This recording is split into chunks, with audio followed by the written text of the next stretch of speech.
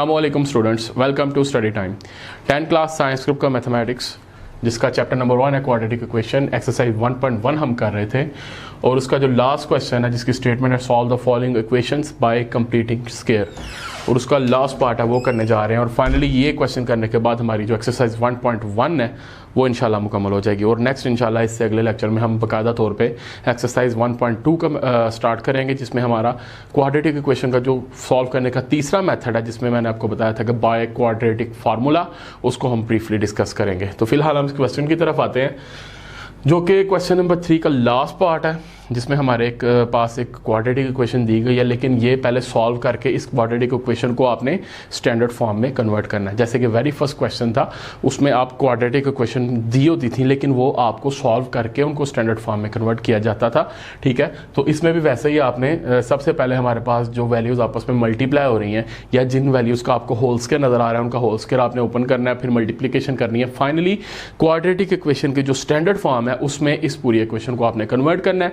जो ही आपके पास standard form quadratic equation की आ जाती है फिर आपने उसी मेथड के तहत जो कि प्रीवियसली मैंने आपको बहुत भी अच्छे तरीके से कंप्लीटिंग स्क्वायर का मेथड पिछले लेक्चर्स में आपको मैंने समझाया है, उसी मेथड के तहत आपने स्टेप बाय स्टेप इस क्वेश्चन को सॉल्व करना है। तो वेरी फर्स्ट स्टेप कि इसमें आपने क्या करना है कि जो जो टर्म्स आपस में मल्टीप्लाई हो रही हैं उनको मल्टीप्लाई करते हैं। जैसे हमारे पास 7 मल्टीप्लाई हो रहा है x+2a का होल स्क्वायर के साथ, तो जारी सी बात है 7 को डायरेक्टली आप मल्टीप्लाई नहीं कर सकते। सबसे पहले आप क्या करेंगे कि x+2a का जो होल स्क्वायर है इसको ओपन करेंगे, जिसका एक स्पेसिफिक फार्मूला है वो आप सबको पता होना चाहिए, क्योंकि जिसने 9 पढ़ी है 9 क्लास का कोर्स जिसका तैयार है तो उसके लिए ये होल स्क्वायर का फार्मूला, इसके बाद क्यूब का फार्मूला, ये किसी किस्म का मुश्किल का बायस नहीं बनने चाहिए, ठीक है। तो इसमें हमारे पास जो वेरी फर्स्ट स्टेप है इसमें आपने क्या करना है कि 7 को मल्टीप्लाई करने से पहले 7 को एज इट इज़ वैसे रहने देना। ये जो आपको x+2a का होल स्क्वायर नज़र आ रहा है इसका ओपन करना है फार्मूला, कुछ इस तरह का फार्मूला, एक दफ़ा फिर रिपीट कर देता हूँ आपकी सहूलत के लिए। वो है a+b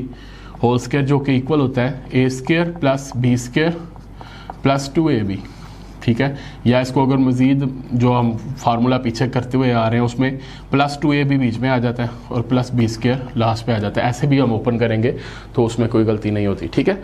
तो आपके पास अगर a+b का होल स्क्वायर है तो अगर इसको ओपन करना है तो आपने इस फॉर्म में करना है। तो इसमें अगर देखा जाए तो x+2a का होल स्क्वायर है, आपको a की जगह x नज़र आ रहा है और b की जगह क्या नज़र आ रहा है 2a। तो आप इसका अगर फार्मूला ओपन करते हैं तो सबसे पहले a स्क्वायर है, इट मीन्स कि a की जगह x है तो फिर ये इधर किसका स्क्वायर बनेगा, x का स्क्वायर। आगे +2ab, a की जगह क्या आ रहा है x और b की जगह क्या आ रहा है 2a, ठीक है। a² + 2ab हो गया, प्लस उसके बाद क्या हो जाएगा b²। तो b की जगह आपको क्या नज़र आ रहा है 2a, तो ये किसका स्क्वायर बन जाएगा, b का स्क्वायर है तो इधर क्या हो जाएगा 2a का स्क्वायर।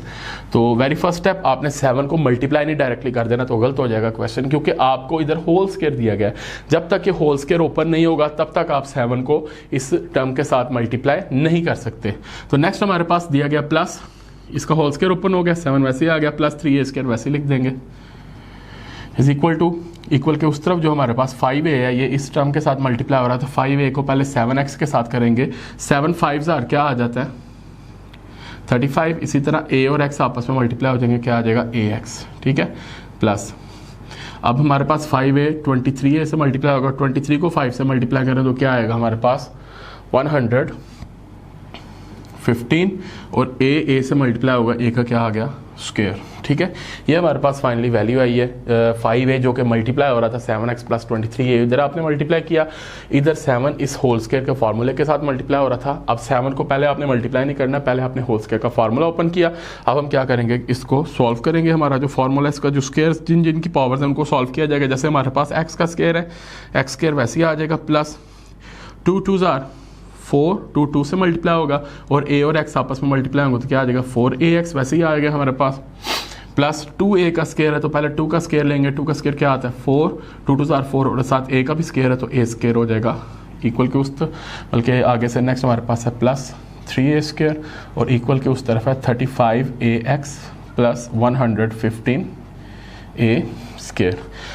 अब नेक्स्ट स्टेप में हम जो 7 नज़र आ रहा है आपको, इस पूरी टर्म के साथ क्या हो रहा है, मल्टीप्लाई हो रहा है। तो इस पूरी टर्म के साथ 7 को सेपरेटली अलग-अलग हर एलिमेंट के साथ मल्टीप्लाई कर देंगे। 7 को पहले एक्स स्क्वायर से करेंगे तो हमारे पास आ जाएगा 7x स्क्वायर। इसी तरह 7 जब होगा 4ax से, तो 7 4 ज़ार क्या होता है 28, साथ क्या आ गया ax, प्लस इधर भी 7 4 से मल्टीप्लाई होगा, 7 4 ज़ार 28, साथ क्या आ गया a square plus 3a square plus 35, बल्कि इक्वल के उस तरफ है वो, इक्वल के उस तरफ 35ax प्लस 115a स्क्वायर।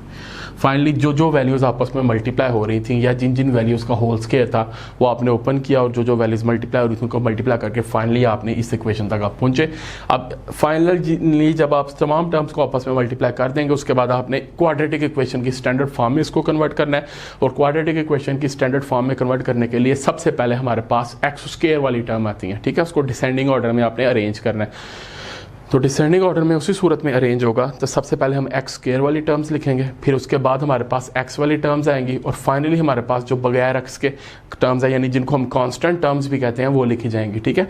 तो इस पूरी टर्म को अगर हम देखें तो हमारे पास एक्स स्क्वायर वाली टर्म कौन सी नज़र आ रही है, जो जस्ट आपको 7x स्क्वायर नज़र आ रहा है। इसके अलावा और कोई एक्स स्क्वायर वाली टर्म आपको नज़र नहीं आएगी, ठीक है। नेक्स्ट हम जो हमारे पास एक्स वाली टर्म्स है, ठीक है, एक हमारे पास ये एक्स वाली टर्म है 28ax एंड में आ रहा है और इधर से 35ax ये हमारे पास आ रहा है। इनको इकट्ठा कर लेंगे। आपने देखें इसमें कंफ्यूजिंग चीज़ क्या है, आपने जस्ट उस वेरिएबल तक अपने माइंड को स्ट्रक रखना है, यानी कि जो वेरिएबल x है ना वो बेसिक वेरिएबल है, यानी क्वाड्रेटिक इक्वेशन की अरेंजमेंट इस वेरिएबल के हिसाब से होगी। अब शर्त इसमें बेसिकली कंफ्यूजिंग चीज़ ये है कि वेरिएबल x के साथ साथ अल्फ़ाबेट a का भी इस्तेमाल हुआ है। a को एज अ वेरिएबल तो आप बेसिकली इसमें बेसिक वेरिएबल x है, लेकिन a जो उनसा है वो आपको इन अदर सेंस वेरिएबल के से हट के आपने उसको देखना है, यानी कि उसको एज अ वेरिएबल काउंट नहीं करना, ठीक है। तो आप उसको जस्ट एक कांस्टेंट टर्म काउंट करोगे, यानी कि जो a स्क्वायर आपको नजर आ रहा है आप इसको एज अ बेसिक वेरिएबल नहीं लिखोगे। इसमें जो बेसिक वेरिएबल यूज होगा वो x यूज होगा, यानी कि आपकी स्टैंडर्ड फॉर्म कुछ इस तरह होगी ax square plus bx plus c is equal to 0, यानी कि ये जो a नजर आ रहा है बेसिकली एक्स स्क्वायर का कोएफिशिएंट है, यानी एक्स स्क्वायर लेफ्ट पे जो भी टर्म होगी चाहे वो अल्फाबेट की शक्ल में है चाहे वो एक रियल नंबर की शक्ल में है वो आपका एज अ कांस्टेंट ही काउंट होगी, यानी इसमें बेसिक वेरिएबल x यूज होगा और x को ही देखते हुए आपने वैल्यूज को अरेंज करना है डिसेंडिंग ऑर्डर में। तो सबसे पहले एक्स स्क्वायर वाली टर्म आएंगे, उसके बाद x वाली जो टर्म आपको नजर आ रही है जिसके लेफ्ट पे x एंड पे दिया गया है, तो एक है हमारे पास प्लस 28ax और इक्वल के उस तरफ है प्लस 35ax, जो इक्वल इस तरफ आएगा तो किस में कन्वर्ट हो जाएगा माइनस 35ax, ठीक है। ये हमारे पास x वाली टर्म्स इकट्ठी होगी। फिर इन दैट जब क्वाड्रेटिक इक्वेशन की हम स्टैंडर्ड फॉर्म में कन्वर्ट करते हैं उसको क्वाड्रेटिक इक्वेशन को, तो सबसे आखिर में हम जो बगैर x वाली टर्म है जिनके साथ वेरिएबल x यूज नहीं हो रहा या सिंपल अल्फाज में जिनको हम कांस्टेंट टर्म्स भी कहते हैं वो लिखेंगे, जो कि आपको सबसे पहले नजर आ रही है प्लस 28a स्क्वायर, उसके बाद प्लस 3a स्क्वायर जो दो इस तरफ है और प्लस 115a स्क्वायर जब इक्वल के इस तरफ आएगा तो किसमें कन्वर्ट हो जाएगा माइनस 115a स्क्वायर इक्वल के इस तरफ दोनों टर्म्स इक्वल के इस तरफ आ चुकी हैं, तो इधर क्या हमारे पास आ जाएगा 0। इसको सॉल्व करते हैं, 7x square plus minus 35ax है और एक तरफ प्लस 28ax है। अब हमारे पास दो डिफरेंट साइंस की वैल्यूज आ गई हैं। जब दो डिफरेंट साइंस की वैल्यूज आ जाएं तो उनको हम करते माइनस हैं, लेकिन उनके साथ आंसर जो आता है उसके साथ साइन वो लगती है जो इन दोनों में से बड़ा होता है। आप देखें एक प्लस का और एक माइनस का, इन दोनों में से बड़ी कौन सी है? सारी बात है 35 है तो उसके साथ क्या आ रहा है माइनस, तो आप माइनस लगाएंगे और 35 में से 28 माइनस करेंगे तो क्या आ जाएगा 7ax, ठीक है। इसमें हमारे पास दो टर्म्स प्लस की हैं, इनको पहले प्लस कर देते हैं।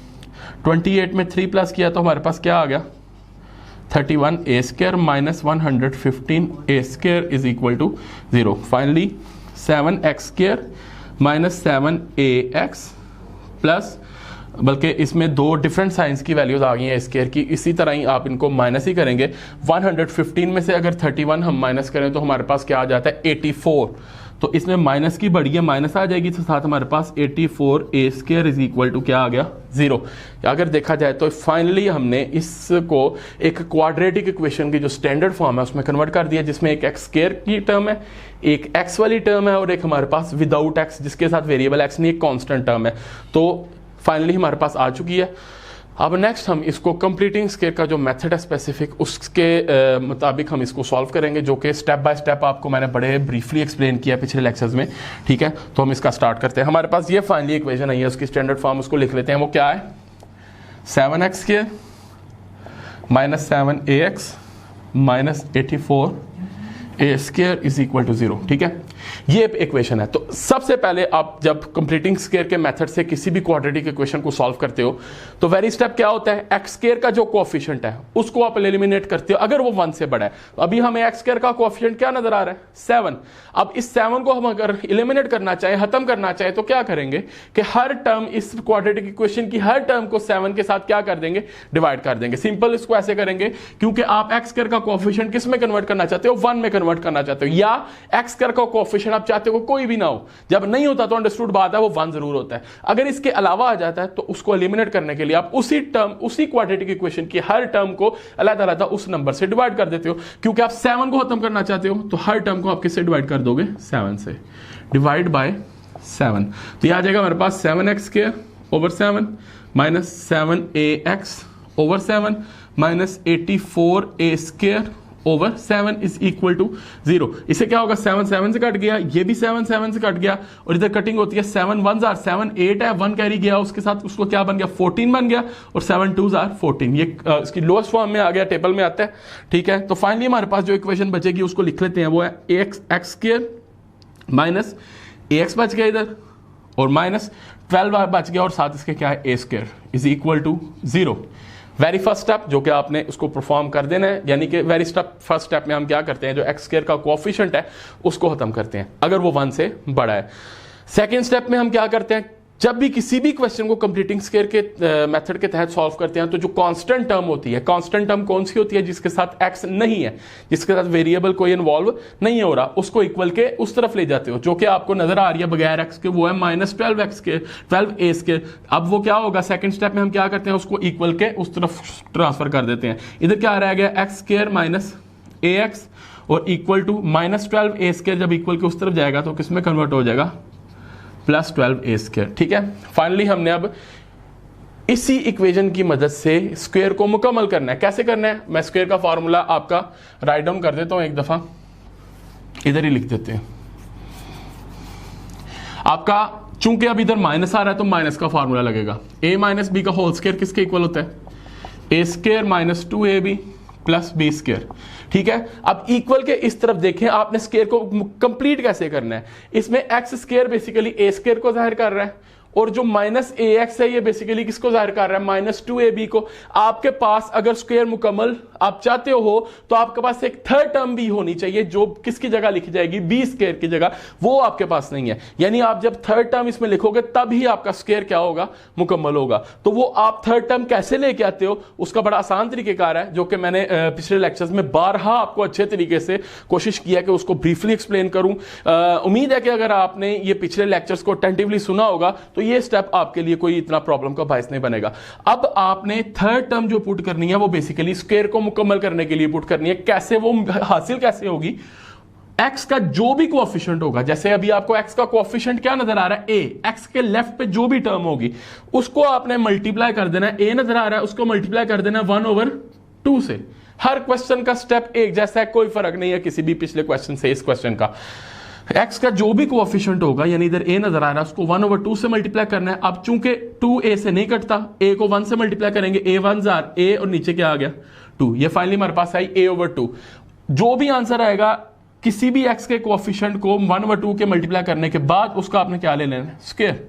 और जो भी टर्म बनेगी उसको दोनों तरफ आपने क्या कर देना है, ऐड कर देना है, उसको प्लस कर देना है। सिंपली हम लिखेंगे adding a/2 whole square on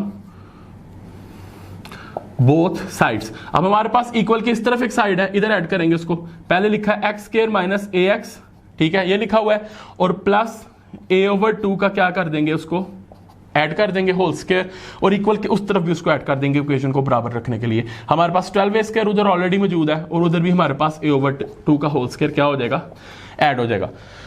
अब देखें हमारे पास स्क्वायर मुकम्मल कैसे हुआ है। आपके पास x² बेसिकली a² को जाहिर कर रहा था, माइनस ए एक्स बेसिकली किसको जाहिर कर रहा था, माइनस 2ab को जाहिर कर रहा था, प्लस बी स्क्वायर मौजूद नहीं था। अब मैं जो तीसरी टर्म आपने लेके आनी थी वो बेसिकली बी स्क्वायर की जगह पे लिखी जानी थी, और वो लिखने के बाद फाइनली आपका स्क्वायर मुकम्मल हो जाना था। ठीक है, अब स्क्वायर कैसे मुकम्मल करना है आपने, एक्स का जो भी कोएफिशिएंट होगा वो मैं जो स्टेप किया आपका एक्स के कोएफिशिएंट को 1/2 से मल्टीप्लाई करना है, जो भी वैल्यू का आंसर आएगा उसका स्क्वायर लेके उसको दोनों तरफ ऐड कर देना है। अब ये वैल्यू लिख के उसके साथ उसको ऐड कर दिया जो भी आया था, और इक्वल के उस तरफ भी 12a स्क्वायर के साथ उसको ऐड कर दिया। अब हमारे पास इस स्क्वायर को मुकम्मल करने के लिए जो तीसरी टर्म हमें रिक्वायर्ड थी वो हमें मिल चुकी है, यानी ये स्क्वायर मुकम्मल हो चुका है। अब स्क्वायर का फार्मूला आपको ओपन फॉर्म में मिल गया, a square minus 2ab plus b square, ये माइनस 2ab की जगह लिखा हुआ है।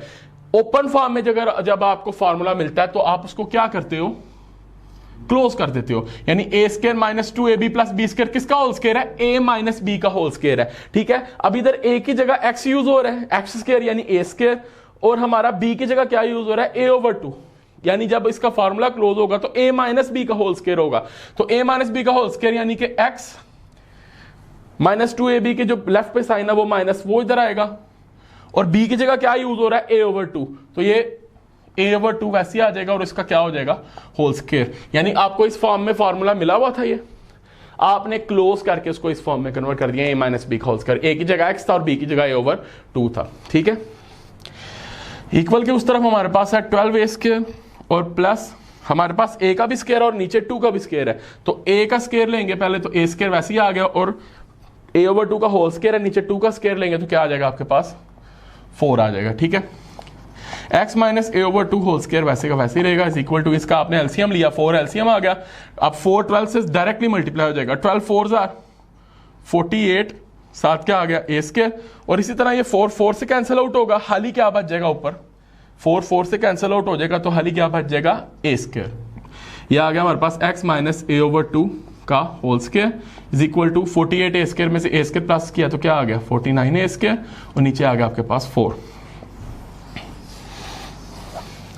नेक्स्ट आपने क्या करना है कि आपने चूंकि हर क्वेश्चन के लास्ट में मैं आपको बताता हूं कि जब भी आप फाइनली इस स्टेप तक पहुंच जाएं तो आपने क्या करना है कि देखना है कि कौन सा वेरिएबल इसमें इस्तेमाल हो रहा है, एक्स इस्तेमाल हो रहा है, और इस क्वाड्रेटिक इक्वेशन में चूंकि हमारा एक्स वेरिएबल इस्तेमाल हो रहा है तो इसमें हमने एक्स का ही आंसर निकालना है। अब एक्स के ऊपर होल स्क्वायर है, एक्स का आंसर उसी सूरत में निकलेगा जब आप इसका होल स्क्वायर कैंसिल आउट करोगे। इसका होल स्क्वायर कैंसिल करना है तो उसके लिए आपको क्या लेना पड़ेगा, दोनों तरफ से स्क्वायर रूट लेना पड़ेगा, taking square root on both sides. आपको पता है कि स्क्वायर रूट से कट जाता है, तो ये आ जाएगा x minus a/2 whole square, इसका स्क्वायर रूट आ गया, और इधर से 49 a स्क्वायर ओवर 4 का भी क्या आ गया, स्क्वायर रूट। ये स्क्वायर रूट से कटा, इधर क्या बचा, x माइनस a/2, और इधर से इसका भी आप स्क्वायर ले सकते हो, जैसे 49 किसका स्क्वायर है आपको पता है, 7 का, 7 7 49 होता है, 7 a का ऑलरेडी स्क्वायर है, और 4 किसका स्क्वायर है, 2 का, क्योंकि 2 2 4 होता है। 7 49 की जगह 7 आ गया, a का ऑलरेडी स्क्वायर है, और 4 की जगह क्या आ गया, 2,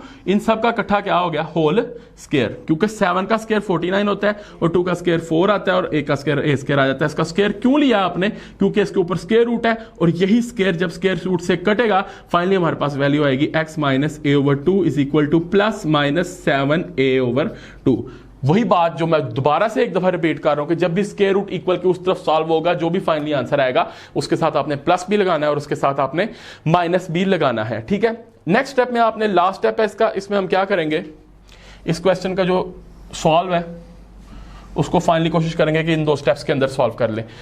इस पूरी इक्वेशन को चूंकि आपको नजर आ रहा है कि इक्वल के उस तरफ 7a/2 प्लस में भी है और माइनस में भी है, इस पूरी इक्वेशन को एक दफा प्लस 7a/2 के साथ लिखेंगे और एक दफा माइनस 7a/2 के साथ लिखेंगे, जिससे हमारे पास 2x के आंसर आएंगे। पहले हम लिखते हैं x minus a/2 is equal to 7a/2, एक दफा प्लस में x minus a/2 is equal to minus 7a/2, एक दफा क्या हो गया, माइनस में। अब अगर इधर से हम इसको सॉल्व करें तो आपको पता है x का आपने चूंकि आंसर निकालना है, x के साथ जो भी टर्म होगी वो इक्वल के उस तरफ चले जाएगी।